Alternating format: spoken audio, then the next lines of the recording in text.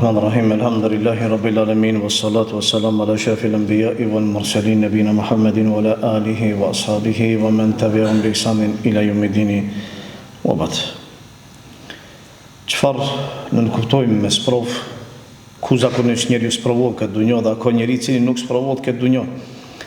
Si pejgamberi sa mi trajtoi fatkeqësitë dhe si trajtoi ata që kishin fatkeqësi dhe që kishin sprova, gjitha këto ishin që i trajtuam ligjëratën e kaluar dhe mbetëm në gjyq. Me lenin Allah të sugjel sot do të vazhdoj që ta trajtoj edhe pjesën tjetër e cila na ka mbet me lenin Allah sugjel. Unë përmenda se tema shumë me rëndësi, tema mos e rëndësishme, për shkak se ne në përditshmëri kemi sprova dhe kemi fatkeqësi. Si duhet muslimani ta kuptojë realisht sprovën dhe si duhet i trajtojë ata që kanë probleme, kanë halle, kanë telashe, kanë tronditje në jetën e tyre. Dëgjoni mirë se si pejgamberi sa mi ka trajtuar ata dhe si na ka mësuar neve se si të ballafaqojmë me to dhe si të trajtojmë të sprovuarit me sprova dhe me dhembje.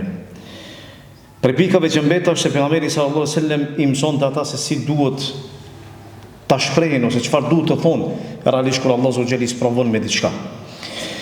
Kjo moto e besimtarit duhet me qenë, ose këto fjalë duhet me qenë moto e besimtarit në jetën e tij. Moto në kupton do të thotë që me to të jetojë, me to ose atyre që besojë thellësisht edhe t'i zbatojë realisht në vepra. Allahu xhel thotë وَلَنَبْلُوَنَّكُمْ بِشَيْءٍ مِنَ الْخَوْفِ وَالْجُوعِ وَنَقْصٍ مِنَ الْأَمْوَالِ وَالْأَنْفُسِ وَالثَّمَرَاتِ وَبَشِّرِ الصَّابِرِينَ الَّذِينَ إِذَا أَصَابَتْهُمْ مُصِيبَةٌ قَالُوا إِنَّا لِلَّهِ وَإِنَّا إِلَيْهِ راجعون أُولَئِكَ عَلَيْهِمْ صَلَوَاتٌ مِنْ رَبِّهِمْ وَرَحْمَةٌ وَأُولَئِكَ هُمُ الْمُهْتَدُونَ. Allahu tha që kjo është realiteti i dunjos. Sado që ti mendon që dunjoja është e ëmbël që të qoshe që të mashtron, Allahu tha sigurisht që ne do të provojmë. Ku? Me frikë, me uri, me pasuri, me njerëzi, edhe në të lashtë. Gjitha këto janë realisht që ne i përjetojmë. Dikush provohet pasurinë e tij, dikush provohet në familjen e tij, dikush provohet në familjen e tij, dikush në shëndetin e tij, dikush në bagtitë e tij, dikush sprovohet me uri, edhe me pasiguri. Gjitha këto i përjetojmë. Allah tha që ne padyshim sigurisht që ne do të vëmë në provë. Pse? Qëllimi është Allahu subhanahu ta shohë ti realisht se si ballafaqohesh me to. Kjo është tema jonë, realisht dëgjoni mirë për shkak se këto tematika shpeshher duhet që të ripërsërihen dhe shpeshher ndodh që kemi probleme pas të kuptimin e tyre. Allahu tha ve bashiri sabiri, përgëzoi ata që sprovojnë, edhe ata që bëjnë durim. Alladhina idha asabatuhum musiba, kur ata i godet një fatkeqësi çfarë thonë? A ankon, a hidhrohen me caktimin e Allahut? A thonë që o Zot, pse neve dhe ku na gjetën neve dhe pse pikërisht fëmijën tim dhe pse pasurinë time, pse jo dikën tjetër?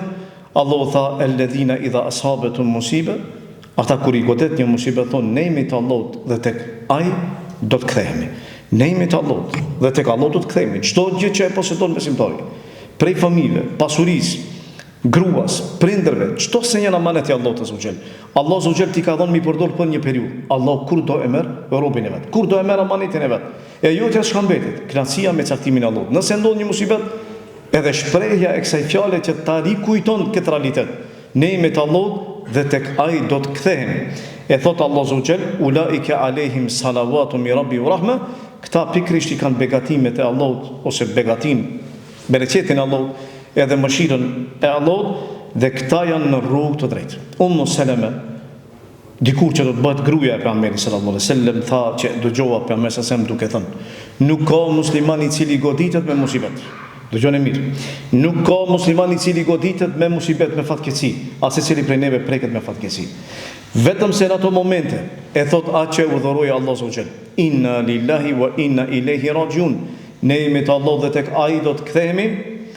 Allahumma ajurni fi musibati wa akhlif li khairan minha. O Zot, më shpërblen këtë fatkeqësi që më ke godit dhe më zaventso me diçka më të mirë, veç se Allahu do t'ja zaventsojë atij me diçka më të mirë.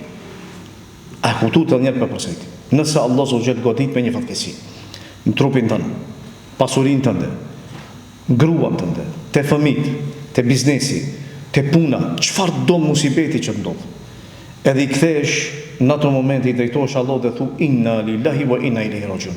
Ne jemi të Allah dhe tek ai do të kthehemi. Allahumma khulufni, Allahumma ejurni fi musibeti. O Zot, më shpërblen në këtë musibet që më ka godit dhe më kompenzo, më zaventso me diçka më të mirë. Allahu do ta kompenzoje me diçka më të mirë me lenë e Allahu xhel. E thot Seleme, kur ndroi jetë burrim Ebu Seleme, i thash këto fjalë. Edhe mendova në vetë, thash, po kush ka mundësi ta zaventsoje Ebu Seleme, i cili ka qenë i pari familja e tij dhe ai kanë emigruar drejt pejgamberit sallallahu alaihi wasallam. Po megjithatë ju mbështet Allahu të besova fjalëve e pejgamberit Allahu xhel. E Allahu ma zaventsoi me një burr që ishte shumë më i mirë se sa ai, e që ishte vetë pejgamberi sallallahu alaihi wasallam. E marton më vonë pejgamberi Allahut azza wa jall. Pejgamberi sallallahu alaihi wasallam kur i godiste ndonjë mosibet i ndalonte që të luten kundër vetes së tyre, dhe kundër familjes së tyre, dhe kundër fëmijëve të tyre. Këtë realitet e shohim shpeshherë në shtëpitë tona, ku nonat e tona dhe prindrit e tonë, po na vetë shpeshherë ndodh kur kemi një problem, një zëng, menjëherë lutemi kundër fëmijëve ose kundër prindërve, ose kundër vetes ose kundër pasurisë. Kjo është ndaluar. Përgjithësi veçanti kur goditesh me një musibet. Pejgamberi sa më tha, mos u lutni kundër vetes, mos u lutni kundër fëmijëve, mos u lutni kundër shërtorëve apo punëtorëve, mos u lutni kundër pasurisë suaj, se ndoshta e qëlloni kohën që nëse i kërkoni diçka Allahut, ai ju përgjigjet. Ka mundësi një kohë me qëllu që nëse ti lutesh Allahut kundër fëmijës tanë, Allahut ta pranoj lutjen, edhe pastaj mos pyes për fatkeqësit edhe për pasojat që vijnë më vonë. Në veçanti kur është shkëmbyer musibeti. Seleme tregon për burrin e saj Ebu Seleme ku ndroi jetë. Pejgamberi sallallahu alaihi wasallam ta hyrin brenda Ebu Seleme vetë se kishte pas ndruar jetë. Edhe sytë kishin pas mbet të hapura. Edhe pejgamberi sallallahu alaihi wasallam dhe janë mbylli sytë atij. Preferohet që kur e shef të vdekurin që i kanë mbet sytë hapur, për më janë mbyll atij. Kjo është personeti për shkak se edhe pamja e tij mund që duket pak më e keqe, në këtë formë i mbyllen sytë. Po pejgamberi sallallahu alaihi wasallam e tregon një urtësi tjetër që realisht qëndron pas pse sytë mbeten hapur. Pejgamberi sallallahu alaihi wasallam tha, kur të merret shpirti, sytë e përcjellin atë. Do thotë që sytë e përcjellin shpirtin se si del, edhe e marrin do thotë me laçet me vete. Edhe në atë moment kur i tha këto fjalë pejgamberi sallallahu alaihi wasallam grav filluan që të përtasin. Se zakonisht grav do thotë e kanë këtë problem. Çështjen e vajtimit, çështjen e ankimit, çështjen do thotë e çarit me Zot, bërtitmave e kështu me radhë. Edhe pejgamberi sallallahu alaihi wasallam në ato momente tha, mos u lutni kundër vetes suaj përveç se me diçka që është e mirë, sepse melekët thonë amin për ato fjalë që ju i thoni. Melekët thonë amin për fjalët që ju i thoni. Edhe pastaj tha pejgamberi sallallahu alaihi wasallam, edhe lut, edhe kështu është tradita, kështu duhet që tradita e muslimonit. Kur shkon te një i vdekur ose që ka ndruar jetë, në ato momente preferohet për me u lut për te, për familjen e tij dhe për fëmijët e tij, të mirat e tyre në dunjë dhe poshtë në ahiret.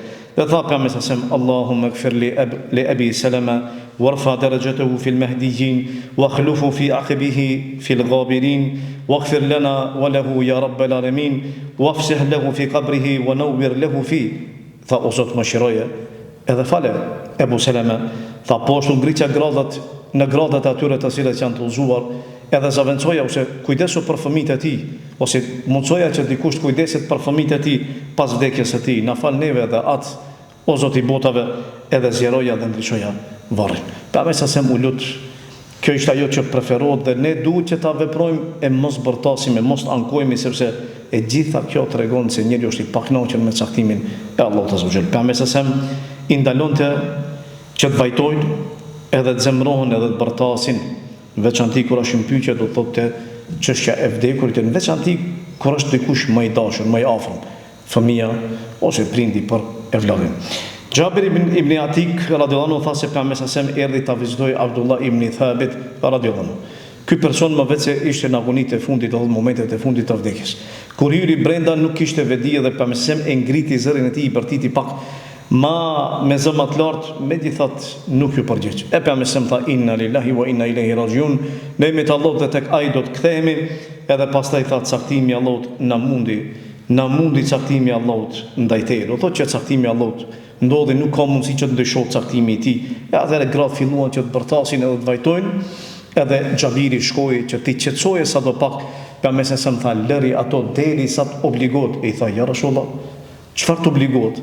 Tha derisa ndroje jetë. Momenti që ndron jetë personi, ndalohet vajtimi edhe ndalohet do thotë të bërtiturat që i bëjnë zakonisht në shtëpitë tona. Mos flasim për gratë që i marrin enkas që ti vajtojnë ata të vdekurit me fjalë miradije, edhe me fjalë të mira që ndoshta ndonjëri i vdekurit kur nuk i ka dëgjuar në jetën e tij, prej gojës gruas ti ose prej fëmijëve të tij. Por masi të vdesësh sa do të lavdëroj nuk vlen lavdërimet edhe nuk vlen ato lavdata. Realisht as dosh në dunjë nëse ke qenë i tillë, se pas vdekjes tonë tamam njerëzit mund që të flasin edhe të kallzojnë që ke qenë njeri i mirë, burr i mirë, po megjithatë e keni pa edhe përgjithësi edhe ata që kanë qenë qinj, edhe për ata kanë fol mirë, vetë mos e ka qenë zullumçar i madh, tepër i madh që ndoshta s'ka pas më si ta arsyetoj ose do të thotë që të foli diçka mirë për te. E pejgamberi sallallahu alaihi wasallam pejgamberi sa më tha, në ato momente vajza e tij filloi që të bërtase edhe tha, pasha Allahun tha shpresoj që ti të jesh dëshmor, shahid. Tha sepse je përgatitur për betejë. E pejgamberi sa më tha që Allahu xhel i shpërblen sipas qëllimit ose e shpërblen sipas qëllimit që e ka pas. Edhe çfarë ju realisht e llogaritni shahidllok, ata i thonë ja Rasulullah, ai i cili ndron jetë në rrugë të Allahut, i cili ndron jetë, i cili ka dalë në betejë, ky është shahid. Pejgamberi sa më tha, dëshmorët ose shahidllokët janë 7 lloj, përveç atij që del në betejë edhe niset për me luftu. Pejgamberi sa më tha, edhe ai i cili ndron jetë nga mortoja është shahid. Ai i cili zhytet në ujë, edhe ai është shahid, i cili ndron jetë në ujë, edhe ai është shahid. Ai i cili ndron jetë nga infeksioni në mushkëri, tuberkuloze, 6 me ta, edhe ai është shahid. Pastaj tha, ai i cili ndron jetë nga smundja e barkut, edhe ai është shahid. Ai i cili digjet, edhe ai është shahid. Ai i cili vdes nën gërmalla dhe bie ndonjë mur ose diçka mbi të, si rastin e tërmeteve, e kështu me radhë, edhe ai është shahid. Dhe tha, gruaja e cila është me bark, shtatzone dhe ndron jetë duke pas fëmijën e saj në bark, edhe ajo është shahid. Pa me sase me një ditë tjetër tha, nuk është ini ai që godet fytyrën, ai cili shqyen rrobat, edhe ai cili vajton siç vajtojnë ose siç kanë vajtuar në periudhën e para islamit. Ai cili i bie fytyrës, dhe ai cili shqyen rrobat, dhe ai cili vajton me zot të larë që ndalohet realisht, gjitha këto janë vepra që i veprojnë zakonisht kur njeriu e ka një mosibet ose një fatkeqësi. Momentin që i shkon lajmi se fëmia i ka ndruar jetë, ose i ka ndodhur një musibet, një ndeshje, apo ka humbur diçka prej pasurisë, e shef që më njëherë zemrohet, më njëherë hidrohet, më njëherë fillon që të shijë rrobat e tij. Ka raste kemi pa me sytë tonë kodë murit i ka ndronë me kokë, shkaku i dëshpërimit të madh që e kanë pasë ka ndruar jetën e familjar i vet. Pa më sasem ka thonë, nuk është prej neve. Qëllimi është nuk është prej rrugës sonë, nuk është traditja imja, nuk është prej islami, nuk është prej imani, që njeriu ta bën një gjë të tillë për shkak se ai është i kënaqur me caktimin e Allahut. Realisht, pejgamberi sa siç e transmeton Abu Malik el-Ashari, thotë që 4 gjëra janë prej xahilietit, prej para islamit te ummeti im, dhe problemi është mu largu prej atyre. E para thotë është mburja me prejardhjen. Dikush e keni pa se si mburret me prejardhjen e tij. Unë jam filani, unë jam filani, unë jam filani dhe unë jam filani, s'ka lidhje. Pejgamberi sa ka pas mburje në atë aspekt, do thotë qëllimi se ajo druri prejardhës, do thotë ajo gjenealogjia që i thu, do thotë e prejardhës ti ka qenë e pastër dhe familje fisnike. Po mburja si mburre, normalisht se ne fillojmë që të mburrem me prejardhët e tona, atëre është problem se pikpyetja se çfarë del dikur do thotë më herët çfarë njerëz kanë qenë këshinjë, ku diun çka. Njeriu duhet që të mburret realisht vetëm se me veten e vet, me punët e veta. Ajo e ngrit, ajo e larson te Allahu subhanahu.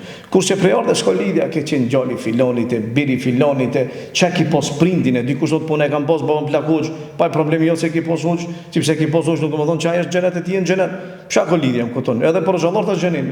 Nuk ka problem hiç, për ata nuk ka nevojë njeriu që të mburret me diçka që realisht am kupton, realisht nuk ka punë e tij, nuk ka vepër e tij.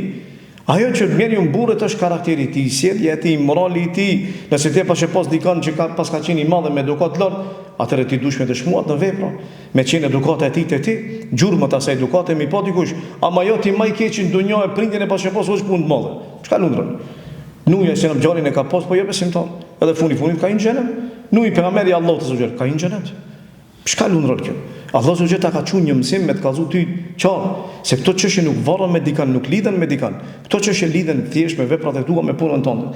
Dhe tha pejgamberi sa për çmimin i prejardhës. Kjo është e kundërta asaj. Dikush e përbuz e nënçmon dikan për shkak prejardhës së tij. Thotë ti e filani dhe ti e kështu dhe ti e kështu në baza nacionale, në baza do thotë racore e kështu me radhë. Gjitha këto janë përbuzje. Nënçmim.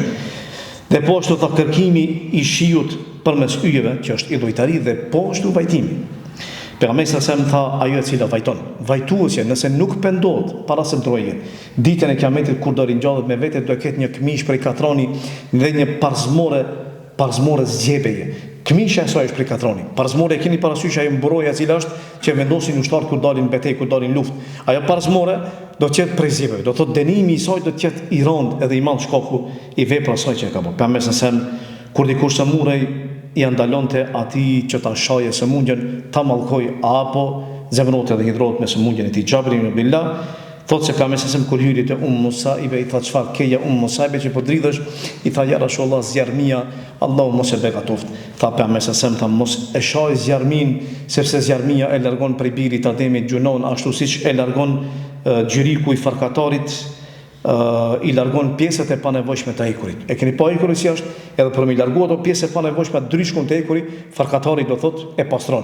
E ashtu e pastron zjarmia, e ethet çdo sëmundje që godet besimtarin prej gjunave. Ibn Abbas i tregon se pejgamberi sa hyri te një beduin.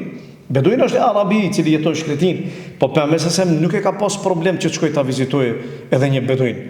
Kras neve që ne zakonisht do t'i zgjedhim personat kur shkojmë me vizitu dikon. Shkojmë mos e kemi diçka shumë afër ose kemi interes me ta, mos flasim për një person i cili është i ngratë, i cili është i mirë, i cili nuk ka pasuri. Ky beduin ka qenë i thjesht, njëri i cili ka jetuar në shkretin. Megjithatë pejgamberi shkoi ta vizitoi se e kuptoi që ishte i sëmur, edhe i tha atij la bas tahurun inshallah. Kjo është prej sunetit që preferohet ti thuhet vdekjet atij personit i cili është do thotë i sëmur. Mos u mërzit ose nuk ka gjë.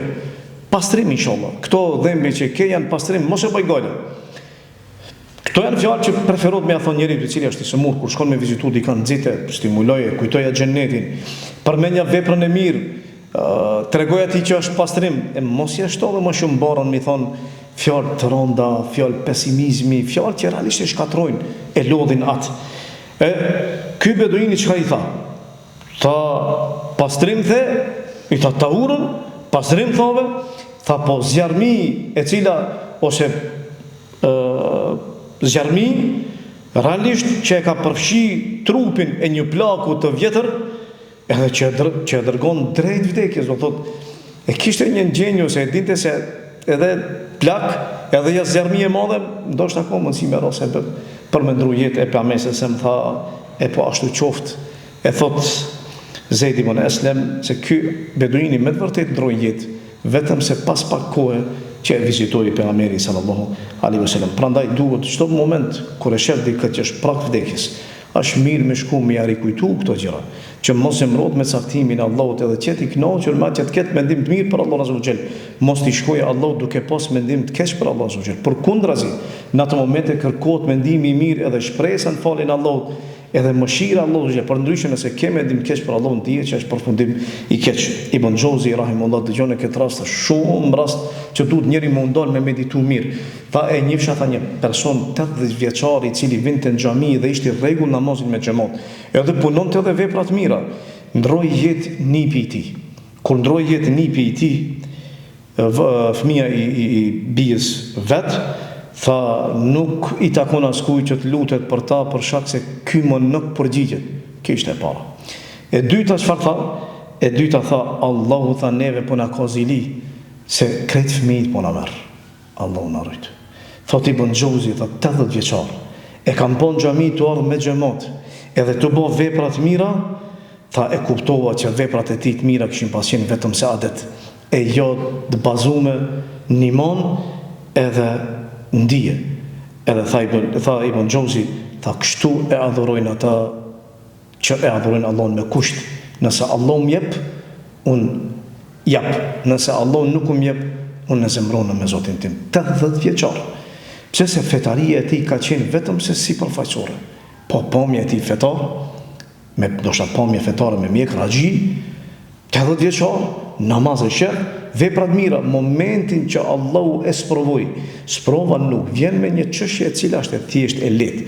Nëse prishet që kjo nuk dhem shumë, do të nervozohesh një 5 minuta se u prish, nuk po të mundësi me fol, me dëgju mirë, po pas 5 minutave qetësohesh se e blen një tjetër.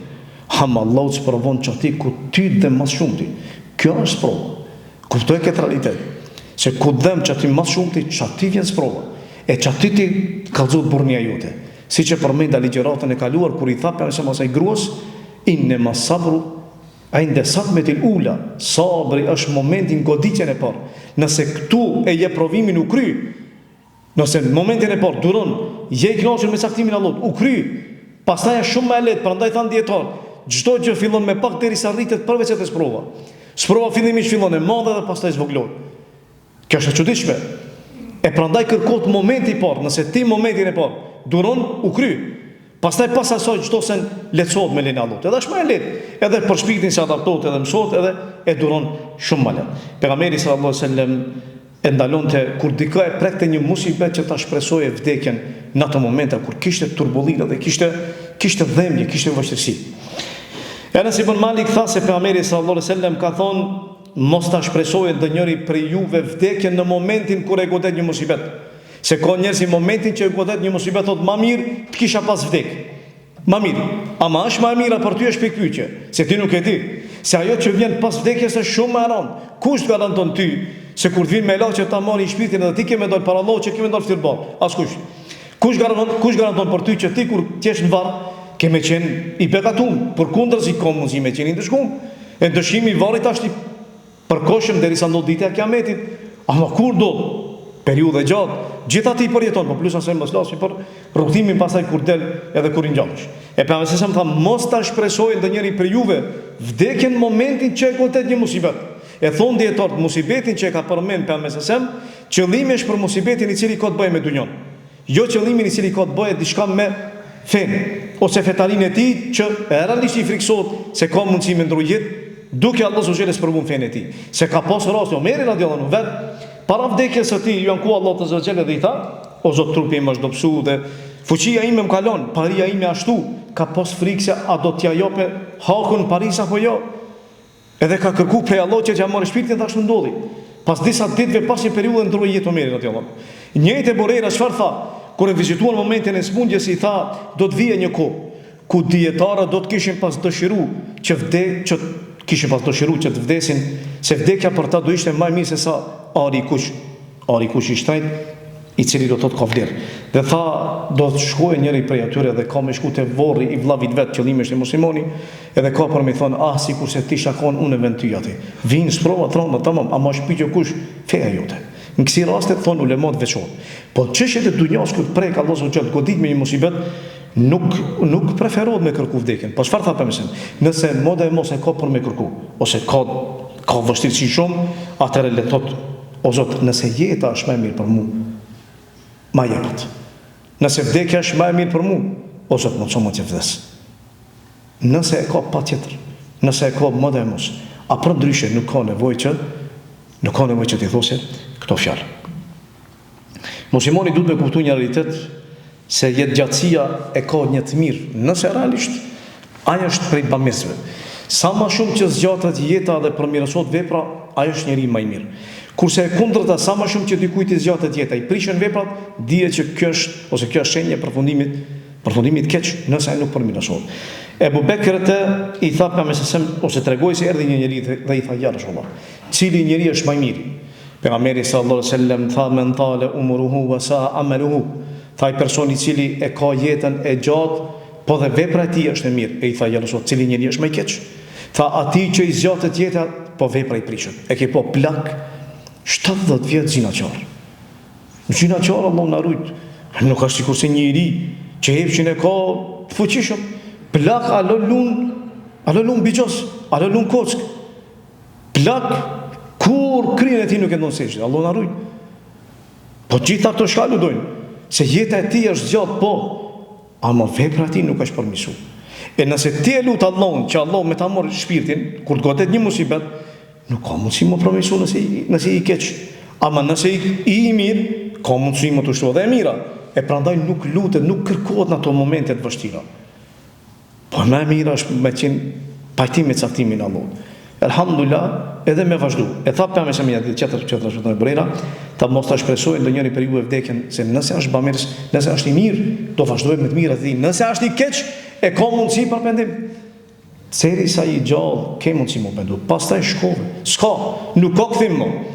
Andaj mos e shpreso. po kërko prej Allahut Azza wa Jall që ta mundsoj të përmirësosh edhe të rregullosh. Pejgamberi sallallahu alaihi wasallam kishte raste kur e goditet dikën një musibet, veçanti në rastin e vrasjeve, e ato vrasje ose vdekjes që janë pak më trishtuese, ku ka masakër, ku ka vrasje të keqe, që i shëmton pamje, shëmton trupi, pejgamberi sa nuk donte që ta shohin të dashurit e tij. Ky rast ndodhi në rastin e Uhudit, luftën e Uhudit, ku pejgamberi sa doli në betejë, ndroi jetë Hamza radhiyallahu anhu. Motra e Safia shkoi ta kërkoi vallajën e saj sepse dëgjoi që kishte pas ndroi jetë. Zubejri ishte djali i Safis. Hamza ndaj. Edhe kur e pa që nona vet po vjen, edhe ka filluar që mi kshir xhenazat, mi pa trupat, atëherë ndroi çështja. Pejgamberi sa tham gru, qëllimi është mos e leni që të vije ta shohë vllajën e saj ose të shohë të vdekurët që kanë qenë masakruar. Shkon Zuberi edhe do për me ndal i bie për gjokë si nana i vet, edhe i thot largohu mos shoh. Largohu mos shoh. Edhe i thot pejgamberi sallallahu alaihi wasallam më ka thonë mos me të lën. Atëherë ndalët, thot unë e kam kuptuar se vllavi im ka ndruar jetë. Merri këto dy copa që i ka pas një petk, i ka pas një dy, shtresa të rrobave, i ka thonë shkone mbulone edhe bani qefin për Hamzën. Tha Zuberi e mora, shkova, kur shkova, tha pran vete e kishte një prej ensarve i cili kishte pas ndruar jetë njëjtë. Si Hamza, dhe çashtu e kishin pas bë. Tha merr këtë qish me marr Hamzën me varros me dy pjesë qefinit, e atë me lon pa qefin. Edhe atëherë çka bëm? I matëm e pam se një ishte më e gjatë, një ishte më e shkurt.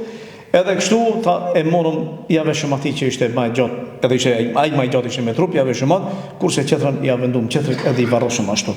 Me një ditë tjetrën nëse Ibn Malik thotë se pamësim kur e po Hamzën, çka kishin pas bë me Hamzën, pejgamberi sallallahu alaihi wasallam tha mos kishte qenë Safia. Që ajo shkon edhe preket nga pamja e Hamzës, edhe tronditët e kishna lënë xhenazën çashtu që ta hajnë bishët, kafshët e egra, e që të rinjallët ditën e kiametit Hamza në barkun e tyre. Që ashtu rinjallët personi i cili ka ndruar jetë, edhe ashtu njeriu si vdes ashtu rinjallët. Qëllimi ishte do të thotë që të rinjallët edhe të rritet nomi i tij shkaku i shejllokut që e ka pas Hamza atë ditë. Pastaj pastaj urdhëroi me një lloj qefini, një lloj gjybe ose një lloj veshje e cila ishte prej leshi, edhe ja venduan, po problemi ishte se ishte shkurtër. Kur ja mbulonin kokën, këmbët i dilshin jashtë. Kur ja mbulonin këmbët, koka i dilste jashtë. S'kan pas me çka më mbulu. E ja mbulon kokën, këmbët i mbeten jashtë, edhe ashtu e varrosën Hamzën radhiyallahu anhu. Pejgamberi sallallahu alaihi wasallam i ngushllonte edhe poshtë u aleconte dhembjen atyre që kishin dhembjen e musibetit. Tregon Esma binti Umeis se pasi që e përgatita ushqimin edhe i lajta fëmijët i parfymosa dhe i vesha, shkova e poshtë pejgamberin sallallahu alaihi wasallam edhe fëmijët e Xhaferit. Xhaferi kishte pas dalë në luftë, në betejë, edhe ndroi jetë. Pejgamberi sallallahu alaihi wasallam i shkoi lajmi që ka ndruar jetë. Edhe në fëmijët i mori pejgamberi i përqafoi. Edhe filloi me çajt. I tha ja Rasulullah, pse po qan? Tha ka ndodhur diçka me Xhaferin? I tha po. Tha ka ndruar jetë sot. E atëherë pejgamberi sa se më ngrit dhe doli dhe tha mos e anashkaloni ose përgatitni ushqim për familjen e Xhaferit, sepse familja e tij janë të nxënë, janë të angazhuar me pikëllim me xhenazën ose do të thotë me vdekurin e tyre. Prandaj thonë dietar që preferohet që akrabat edhe ata fëmijë që i ka afër t'i dërgojnë atij ose familjes së vdekurit diçka për ushqimin, me qëllim që ata të kenë për me ngrënë dhe me pi, për shkak se njerëzit nuk i kanë mend në ato momente të ushqimit dhe të pija, dhe gjithë i kanë mend të angazhimi me të vdekurin e tyre. Pejgamberi sallallahu alaihi wasallam kujdesej për devejat edhe për jetimin. Sahal ibn Sa'd transmeton edhe thotë se pejgamberi sallallahu alaihi wasallam ka thonë unë edhe kujdestari i jetimit jemi në xhenet, kështu i bëri këto dy gishtat, kështu i bëri do të thotë bashkë me tregu se çfarë vlerë ka ai cili kujdeset për jetimin. Mirë, po rresh kush është jetim? Jetim është personi i cili i ndron jetë baba e jo nëna. Kur ndron jetë baba, atëherë ai personi i cili nuk e ka arrit moshën madhore, llogaritet jetim. Nëse ndron jetë nëna, nuk llogaritet jetim. Llogaritet vetëm se te kafshët. Kur i vdes nëna një kafshë, atëherë ajo kafshë llogaritet jetim për shkak se nëna është për kujdes për ta. Krahasim me njerëzit ku nëse prindi ndron jetë, atëherë ai është i cili është kujdes për ta edhe për nevojat e tij. E kur vdes prindi, mbetet nëna vet me fëmijë, atëherë ato fëmijë ose ata fëmijë janë jetima. E pejgamberi tha ai cili kujdeset për jetimin, unë edhe ai do të jemi në xhenet, kështu i bëri këto dy gishta bashkë. E Burera transmeton dhe thotë se pejgamberi ka thonë, ai cili kujdeset për të vend dhe poshtu për të ngratin është si mujahidi ose si luftari në rrugt të Allahut azza wa xal, dhe apo si ai cili falet tan natën edhe agjeron çdo ditë. Kështu e ka vlerë të madhe me len e Allahu xal. Pejgamberi se poshtu kur goditej dikush në pasuri, pejgamberi sallallahu alaihi wasallam u leconte sa do pak dhëmbje që e kishin. Transmetohet edhe thuhet se Anas ibn Malik siç e transmeton se kur pejgamberi sallallahu alaihi wasallam pas çlirimit Taifit ju dha banorëve të Mekës diçka prej pasurisë, ju dha ensar tu prekën. Edhe nuk erdhi mirë. Për shkak se ata ndinin veten se ne jemi më meritor, se ne realisht i kemi prit gjithë dhe ne kemi përkra banorët e Mekës e kanë dëbuar kështu me radhë. Pejgamberi sa çfarë ju tha atyre? Tha kureshit janë trin islam. Kanë hyrë tash disa prej tyre, disa kanë në fillim, disa më vonë. Dhe normalisht kanë edhe musibete, kanë fatkeqësi. U kanë ndruar jetë të afërmit e tyre, akrabat e tyre, pasuria e tyre shprishë kështu me radhë. E tha, unë e desha thjesht që t'i ngushlloj dhe tua përfitoj zemrat atyre. E lejohet kur njeriu ka një musibet në një fatkeqësi, kur e ka në pasurinë e tij, lejohet që të ngushëllohet, të jepet diçka, të zbutet pak ajo dhëmbje që e ka në shpirtin e tij. Pejgamberi sallallahu alajhi wasallam bile i urdhëronte qerë që çapin sadaka kur dikush preke me ndonjë musibet, me ndonjë fatkeqësi, veçantë natyrore. Transmeton Said el-Khudri se kur njëri prej sahabëve u prek me një fatkeqësi që e goditi mallin e tij, ato fruta që i kishte, me një fatkeqësi natyrore dhe humbje dhe borxhet ju shtuan, pejgamberi sa tha jepni sadaka për te. Sahabët dhan sadaka, megjithatë borxhet e tij ishin më të mëdha se sa sadakaja. E atëra ju tha pejgamberi se boshlive tha merrni që e gjeni tek ai, se më shumë nuk ka njëri, shpirtin se një merr, edhe nuk ka më shumë se çaq. Edhe njëri çato shka i pat çato java. Çka më bë, tash ka ndodhur tërmet, ka ndodhur të vërshim, edhe i ka shku krejt pasuria. Ka mbet me borxhe, çka më bë, shpirtin më marr se një merr. E ky person as nuk burgoset. Po flas pasaj, për shkak se situata e tij është e tillë. Po atë çka e ka ajo i merret e ma vonë me lenin Allah, nëse i jepet mundësia që ta kthej borxhin e kthen ose mundet për mia falë edhe ata borxhlit e tij. Pejgamberi sa i leconte qerve kur kishte dikush një musibet i përgëzonte, nuk ishte pesimist, edhe nuk përçonte pesimizëm pejgamberi kras neve që zakonisht kur e shohim një person i cili është provu, themi ky garant ka po diçka. Që ky ka po një gjuna që Allah ka sprovu, ose e përgëzojmë i themi që çetash haku Allah, ose i themi që jo, kështu kanë vepruar, se kështu jo. Pejgamberi sa me përgëzonte, përgëzimet e tij ishin përqim optimizmi, jo pesimizmi.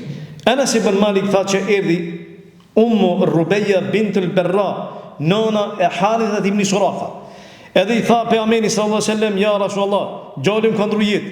I biri sa kishte pasur jetë Bedër e ka prejt në shigjet e cila nuk di se prej ku ka ardhur. E ka humb destinacionin, nuk dihet. Po kryeshore ka goditë dhe ka ndruar jetë. Tha birim ka ndruar jetë. Ti e di çfarë dashnie kanë pas për ta. Ja Rasulullah, a është bëjmë xhenet e të bajsove. E nëse nuk është xhenet, atëherë nuk di çka më bë. Atëherë do çaje, do vajtoje, kujdi, pse i ka thonë këtë fjalë? Thonë në mod ndalesa e vajtimit ka pas luftës së Uhudit. E lufta e Bedrit ka qenë para Uhudit, prandaj nuk ka pas ndalesë. Fillimisht e i tha pejgamberi sallallahu alaihi wasallam, tha mos kanë lënë mend, tha po ti, tha apo mendon tha se është një xhenet? Tha ka më shumë se një xhenet, o nona Harithës. Tha ka më shumë se një xhenet, e biri yt është xhenetin Firdaus. Xhabir ibn Abdullah kur i ndroi jetë baba i vet, nuk të udit. U mërzit si i la pas vetës shumë motra, do thot kishte motra shumë Xhabiri. Pa martume, pa pasuri, gajle e madhe dert. E takoi pejgamberi sa i tha çfarë ke po shofi thyer o Xhabir? I tha ja Rasulullah, baba im ka ndruar jetë, po mi ka lënë motrat, borxhet, çka të bëj ti? Tha pejgamberi, apo do me të përgëzu me diçka? Apo do me të përgëzu se si e ka taku baba jot Allahun azza wa xal? Tha baba jot e ka taku Allahun diçka që dikush tjetër nuk e ka taku. Allahu tha kur i flet dikujt i flet pas perdës.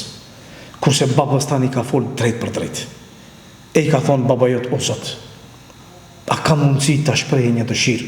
Pasi që Allah i ka thonë paraprakish, shpreso çka do.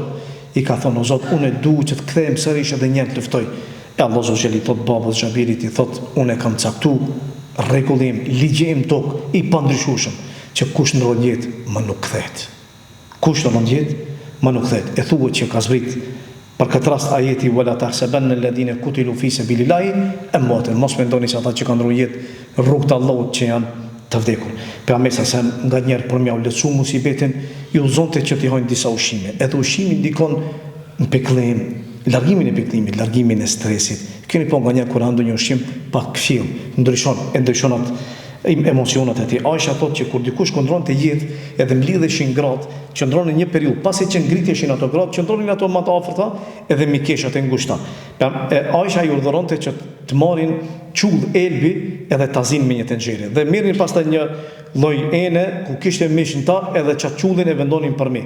Edhe tha Aisha radhiyallahu anha se telbinja, për mëse se më ka thonë, se telbinja ose qulli për elbi, i thu telbine, është një lloj ushqimi, edhe shitet edhe tash ka mundësi me gjetë me ble, nëse e gjeni hanë me lenallon. Thot qulli për elbi është qetësim për zemrën e smurit, e largon një pjesë të mërzisë së tij.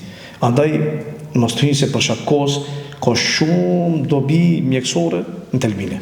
Nëse dikush intereson me dhe lezone, edhe keni me po me lejnë Allah të Zogjel, për amesa sem, shkonte i vizitonte, siguronte për gjendjen e tyre, u aqen sote zemra atyre që ishin të sëmur ose në prag të vdekjes. Si që dhe transmetohet se pejgamberi sallallahu alajhi wasallam nuk hynte te gratë huaja, përve se te gratë veta dhe te gratë që i kishte mahrem. Mahrem nuk kupton te gratë që nuk lejohet martesa me to.